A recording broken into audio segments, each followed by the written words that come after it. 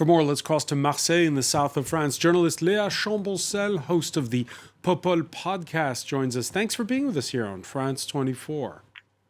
Good evening. How are you? I'm okay. First off, the events in Sainte-Soline this weekend, the front page of the left-wing tabloid Libération showing police on those quad motorcycles, the violence that took place there. What impact is that going to have on the pension reform protest movement? Well, it's very hard to tell, but what we can see is that it's very it's terrible to see the police brutality that occurred on that weekend. And it seems that the way out of this political and social crisis seems to be very unclear, even for the president and the government that are now trying to have discussions with the other political parties and also the labor unions.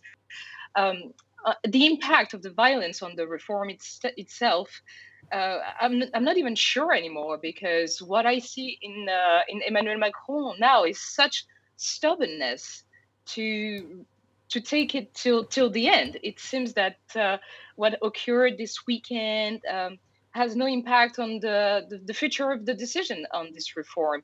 And what he keeps on saying, also through the voices of the members of his government, is that the reform will be implemented, and that the street and the protest they have no legitimacy at all, and there is no way of contesting this decision, basically. When you look at Sainte-Soline, do you get the sense that the use of violence as a political tool can be is an accusation that can be leveled at both sides? Police brutality, yes, but at the same time, radical groups from around Europe who converged. Well, it's hard to say, because what I saw from the images also in Sainte-Soline, but not just from the images in Sainte-Soline, also during the strikes in Paris and the protests around in France, is that the police isn't really targeting anyone in particular, and maybe the one that been attacking them or else. What we see is that the police brutality is like overcoming from all different spots, and that basically even people that seem to be innocent are getting this brutality. So it seems that there is even no strategy behind that, and also that it's just violence for violence and just to scare the population. I mean, it's a new thing now in France that you see people that are scared to go on a protest down the street. I mean, you know, France, obviously, we have a cultural attachment to striking, like a lot of people say around the world as a joke, but it's true. There is something that it's also part of the way of getting your political education when you strike when you're young in like high school and stuff. And now we're scared. I mean, even me myself as a journalist, when I go on site, I'm afraid. I'm afraid of police, and this is a feeling that I didn't have like 10 years ago or so. So it's extremely concerning. Extremely concerning. Which brings us to Tuesday. On last Thursday, after the protests took a more radical turn, there were concerns with both sides digging in. Tourists this Monday finding the gates of the Louvre shut. Personnel on strike on the eve of what's billed as a 10th National Day of Action against pension reform. Authorities braced, they say, for more youth and more violence on Tuesday. That's according to a police report leaked to newspaper Le Parisien. Lea Chamboncel, I can read you what it says here, that the fact that repression and police brutality has largely been highlighted by elected officials and a number of media could crystallize the anger of the youth. They could be much more numerous to take part in actions initiated on the 28th of March. So the movement turning younger, you agree with that prediction? I don't know if the movement is turning younger because of the fact that they have anger and they need to exteriorize it in a way.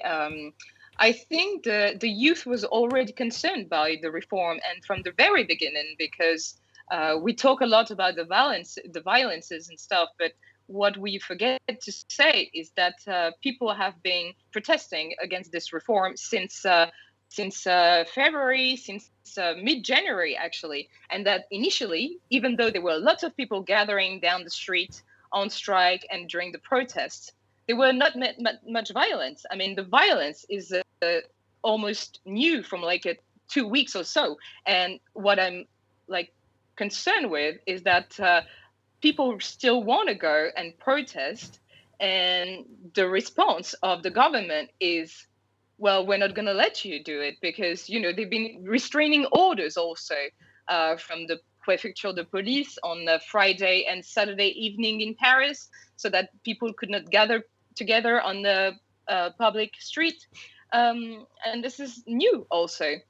I mean, there is like a big concern for the youth in this reform, and also a very, very conscious way of protesting against this reform, because a lot of people pretend that the young people are protesting and they don't really know about what they're protesting because they're not even concerned about the pension. They didn't even start working and stuff. But what we see, actually, because I work with a lot of young people, is that they're pretty well informed and they know what they're talking about. But what's energized them more, it seems, judging by the number of high schools that have gone, where students have gone on strike, is when the government decided to railroad the legislation through with turning the vote on pension reform into a vote of no confidence instead.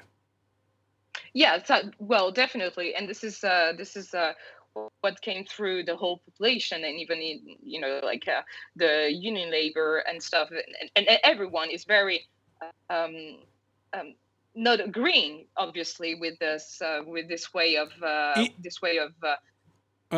proceeding. If it becomes violent on Tuesday, like the way it was at times on last Thursday, will that help or hurt the cause of the unions? I mean, it won't help, it won't hurt. What is the most important? Because a lot of people are focusing a lot on violence. There is violence, that's for sure. But comparing to the millions and the number of people that are actually going to go and protest tomorrow down the street with like no violence, I mean, it's insignificant almost. What's significant is the brutality and the fact that today there is 2 persons that were protesting in Sainte-Soline that are in coma because of police brutality. This is a big concern, but what we need to be looking at also to be able to see if this reform can be actually implemented on a political point of view is the number of the people that be protesting tomorrow. How many people will gather down the street to say that they don't want it? They don't want this reform. And will people continue on striking? Will people continue on protesting, even though they know they can be victims of violence? That's the question we must ask ourselves. So the violence will help or not? I don't think it will help, because in general, I don't think that violence helps, obviously. But what will be helping for this is the determination of the people down the street on strike. Lea Chamboncel, many thanks for speaking with us from Marseille. Thank you so much. Have a great evening.